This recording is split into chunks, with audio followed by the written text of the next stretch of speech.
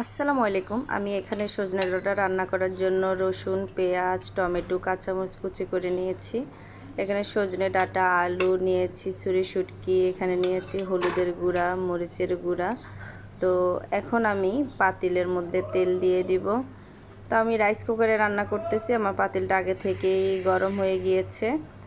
এখন এখানে আমি দিয়ে দিচ্ছি তেল। তেলটা একটু বেশি করে দিব, শুটকি রান্নাতে তেলটা একটু বেশি দেওয়া লাগে। তো এখন তেলটা আর একটু গরম হয়ে নিক। গরম হওয়ার পরে আমি পেঁয়াজটা দিয়ে দিব। তো আমি এখন দিয়ে দিচ্ছি এখানে পেঁয়াজ কুচি। আমি বড় সাইজের এখানে 2টা পেঁয়াজ কুচি করে নিয়েছি। তো পেঁয়াজ কুচিগুলো আমি দিয়ে দিচ্ছি। তেলটা আমার গরম হয়ে গিয়েছে। আর দিয়ে দিব এখানে কাঁচামরিচ কুচি। তো কাঁচামরিচগুলো দিয়ে দিচ্ছি আর দিয়ে দিয়েছি রসুন। বড় সাইজের একটা রসুন নিয়েছি আমি, এটাকে আমি সালাদের মেশিন দিয়ে ভালোভাবে কুচি করে নিয়েছি। আপনারা চাইলে এটাকে পাটায় বেটেও নিতে পারেন বা ছুরি দিয়ে কেটে কুচি কুচি করে দিতে পারেন, কারণ এটা আমি তেলে যখন ভাজবো তখন রসুনটা অটোমেটিক্যালি নরম হয়ে যাবে, একদম সবজির সাথে মিশে যাবে। তো এখন আমি দেখেন এগুলাকে একটু তেলের মধ্যে ভালোভাবে নাড়িয়ে চাড়িয়ে নিচ্ছি, যেন পেঁয়াজের কাঁচা গন্ধটা চলে যায় আর পেঁয়াজটা একটু সফট হয়ে আসে, তেলে ভেজে নিচ্ছি তাই।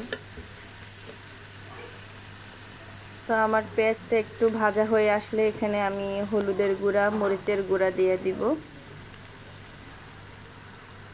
তো আমি এখানে নিয়েছি 1 চা চামচ হলুদের গুঁড়া আর 3 চা চামচ মরিচের গুঁড়া। আপনারা মরিচের গুঁড়াটা আপনাদের স্বাদ অনুসারে দিবেন, যে যেমন ঝাল খান।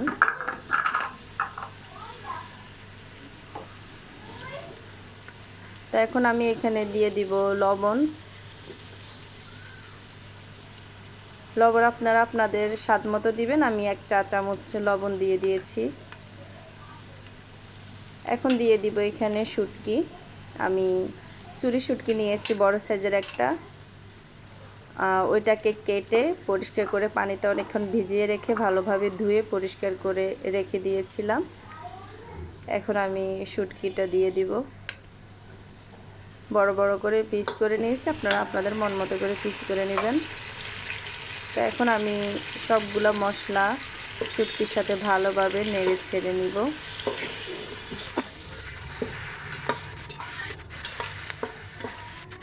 সবগুলো মশলা আমার একসাথে দেওয়ার কারণ হলো শুটকি যখন এগুলার সাথে তেলে ভাজা হবে, শুটকির যে কাঁচা গন্ধটা থাকে ওটা চলে যাবে আর শুটকি থেকে একটা ফ্লেভার বের হবে। তো সেজন্য এগুলো সব একসাথে দিয়ে শুটকিটাকে ভালোভাবে তেলের মধ্যে কষিয়ে নিতে হবে।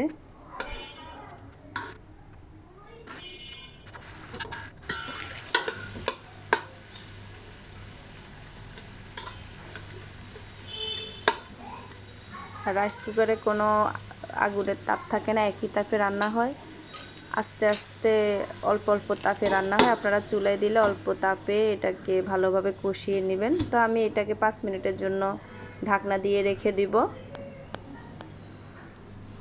5 মিনিট পর এখন আমি ঢাকনাটা উঠিয়েছি। আমার শুটকিটা প্রায় কষানো শেষ। আমি ভালোভাবে এখন নেড়ে চেড়ে নিচ্ছি।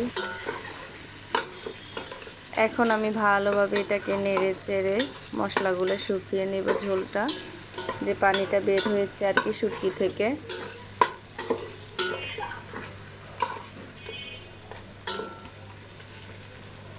আমার নাড়াচাড়া শেষ।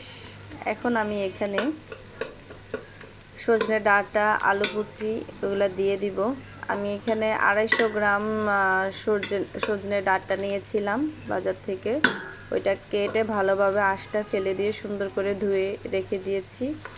আর নিয়েছিলাম 2টা মাঝারি সাইজের আলু।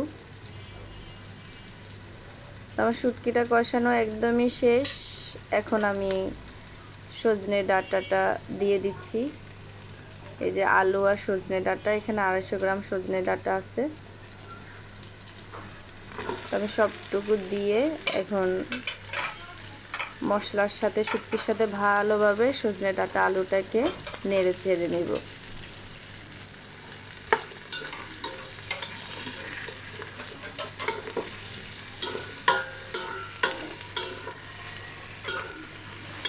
আপনারা ভালোভাবে নাড়িয়ে নেবেন।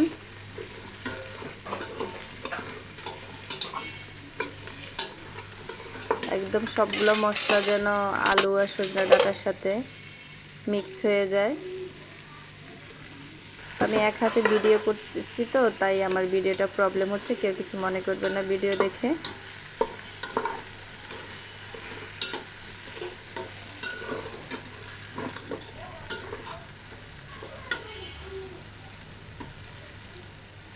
আমি এখানে কোনো পানি দিব না এখন, আমার নাড়াচাড়া শেষ, ভালোভাবে নেড়ে নিয়েছি।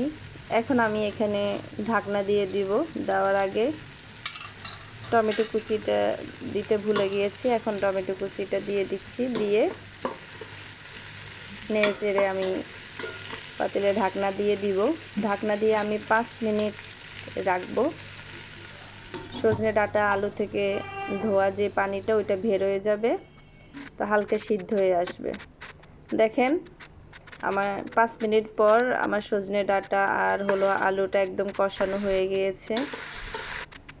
এখান থেকে নিজে নিজে পানি বের হয়ে ওই পানি শুকিয়ে গিয়েছে হালকা হালকা। আর এখন যে সুন্দর একটা ফ্লেভার বের হচ্ছে, মাশাআল্লাহ। তো এখন আমি এটাকে আবারও ভালোভাবে নেড়ে চেড়ে নিব।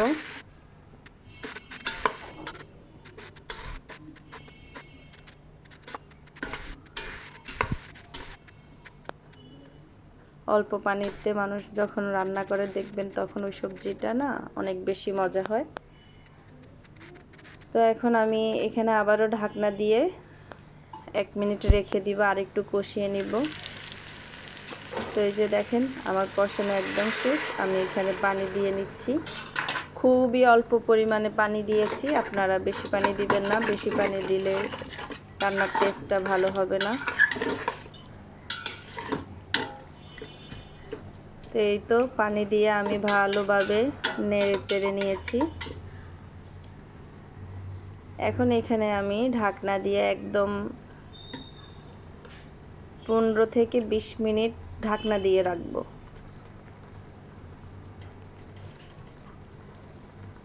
কালারটা দেখেন এখনই অনেক সুন্দর লাগতেছে, তাই না?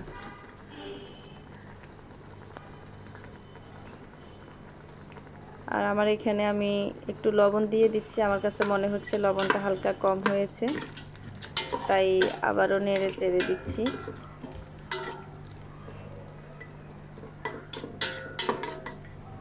দিয়ে এখন আবার ঢাকনাটা দিয়ে দিব।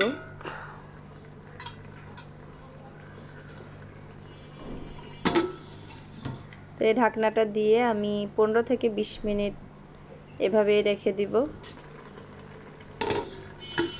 তো আমি এর মাঝে একবার খুলে দেখেছিলাম লবণটা ঠিক আছে কিনা, তা আমি আবারও ঢাকনা দিয়ে দিয়েছি। আমি কিন্তু এর মাঝখানে কোনো পানি দিই নেই। এই যে আমি 15 মিনিট পর ঢাকনাটা উঠিয়েছি, দেখতেছি আমার রান্নার কি অবস্থা। মাশাআল্লাহ, রান্নাটা প্রায় অর্ধেক শেষ, পানি একদম শুকিয়ে আসছে। তা আমি এর মাঝখানে আবারও ঢাকনা দিয়ে দিয়েছি আরও 5 মিনিটের জন্য। এই যে 5 মিনিট পর রান্নার আমার এই অবস্থা, একদম শেষের দিকে। দেখেন পানিটা শুকিয়ে গেছে, সামান্য আছে, আর কালারটা এত সুন্দর আসছে। তো আমি ভালোভাবে নেড়ে চেড়ে নিচ্ছি, নিচে যেগুলো লেগে গিয়েছে এগুলো ভালোভাবে উঠিয়ে নেড়ে চেড়ে। তো এখন আবার এটাকে আমি আমার চুলাটা আমি কিন্তু বন্ধ করে দিয়েছি, বন্ধ করে দিয়ে এখন ঢাকনা দিয়ে রাখবো, কারণ রাইস কুকার বন্ধ করে দেওয়ার পরেও অনেকক্ষণ হিট থাকে, ওই হিটেই আমার বাকি রান্না যতটুকু বাকি আছে ওইটা হয়ে যাবে।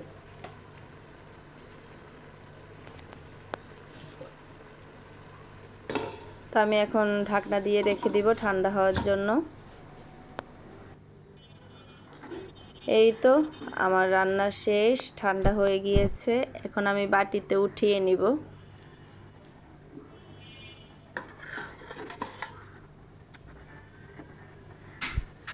দেখেন কত সুন্দর দেখাচ্ছে, আসলে দেখতে যেমন সুন্দর, খেতে এর চাইতে বেশি মজা, আসলে অনেক মজা হয়েছে। আপনারা এইভাবে ট্রাই করবেন।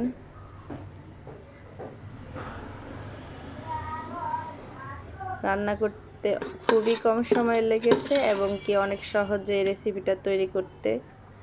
একটা সবজি হলে আপনার আর কিছু লাগবে না, ফুল ফ্যামিলির এইটা দিয়ে খাওয়া হয়ে যাবে। তো আপনারা বাসায় ট্রাই করে দেখবেন। দেখেন দেখতে কত সুন্দর লাগতেছে, খেতে তো আরো বেশি মজা। থ্যাংক ইউ আমার ভিডিওটা দেখার জন্য। সবাই সাবস্ক্রাইব এবং লাইক করে দিবেন। ভালো থাকবেন, সুস্থ থাকবেন। আল্লাহ হাফেজ।